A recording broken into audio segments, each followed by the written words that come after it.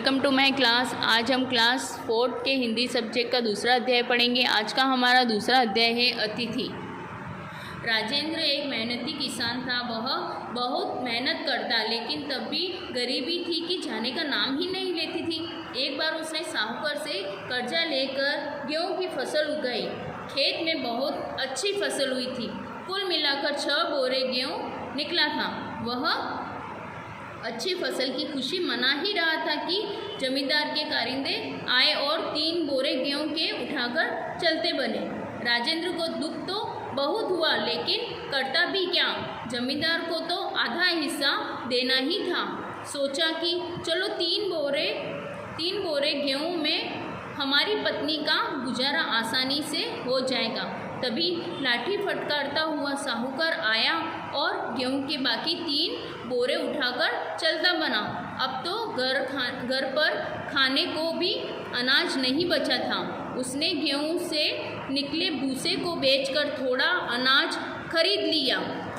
एक दिन उसके द्वार पर एक साधु आकर बोला, बच्चा तेरा कल्याण हो, द्वार पर आए अतिथि को भोजन कराने का पुण्य कमा ले। राजेंद्र ने साधु से कहा, महाराज थोड़ी देर रुकिए, मैं भीतर जाकर अपनी पत्नी से पूछकर बताता हूँ। यह कहकर राजेंद्र भीतर गया। उसकी पत्नी कपड़े सुखा रही थी। राजेंद्र ने साधु के भोजन के लिए पूछा तो वह भड़क गई।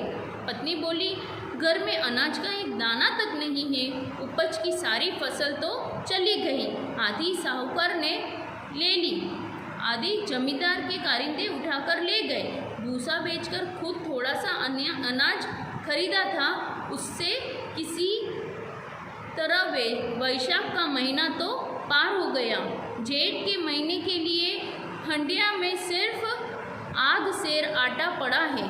उसमें से क्या हम खा लेंगे और क्या साधु महाराज को खिलाएंगे। अपने भाग्य को कोसता हुआ राजेंद्र जब बाहर निकला तो साधु बाबा जा चुके थे। उन्होंने शायद पति पत्नी की बातचीत सुन ली थी। राजेंद्र तो रोज भगवान से प्रार्थना करता था, साई इतना दीजिए जहाँ मैं कुटुंब समाए, मैं भी भूखा न रहूं, साधु न भूखा जाए। किंतु वास्तविकता यह थी कि कुटुंब भी भूखा था, कुटुंब का मुखिया भी भूखा था और साधु भी द्वार से भूखा ही लौट चुका था। उधर साधु कुछ देर बाद गांव के साहूकार की हवेली के सामने खड़ा था। गांव के संतों के अखाड़े से साधु महाराज भिक्षा लेने पधारे हैं। यह खबर मिलते ही साहूकार दौड़ा हुआ आया।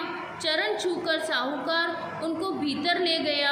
उसने साधु महाराज की बहुत आवभगत की तथा वापसी में उनके साथ राजेंद्र के खेत से आए गेहूं के 3 बोरे बैलगाड़ी में रखवा कर संतों के अखाड़े की तरफ रवाना कर दिए। अगले दिन साधु बाबा का अखाड़ा जमींदार की चौपाल पर जमा था। 3 बोरे गेहूं की दक्षिणा वहां से भी संतों के अखाड़े के लिए रवाना कर दी गई। तब जाकर साधु बाबा ने भोजन किया। लौटते समय साधु महाराज की भेंट राजेंद्र से हुई। उन्होंने राजेंद्र को परिवार सहित रात के भोजन के लिए संतों के अखाड़े में आने का आग्रह किया।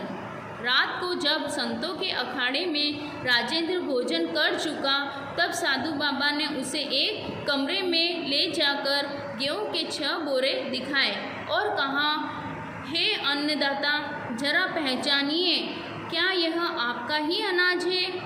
अपनी फसल को पहचान कर राजेंद्र की आंखों से आंसू निकल आए।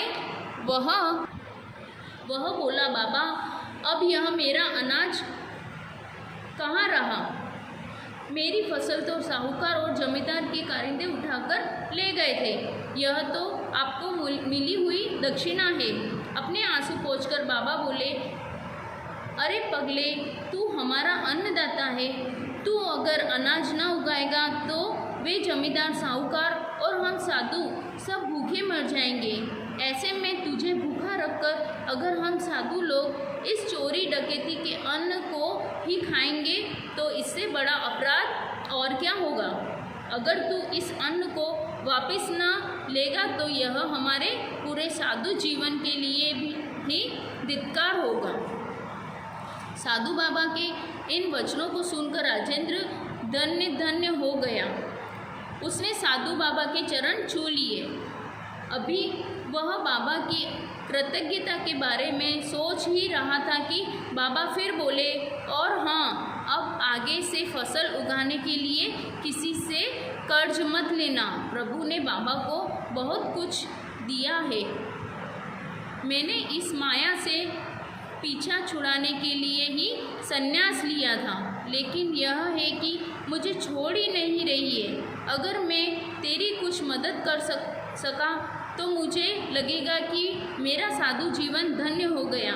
रातों रात अनाज के 6 में से 3 बोरे राजेंद्र के घर पहुंच गए। अगले दिन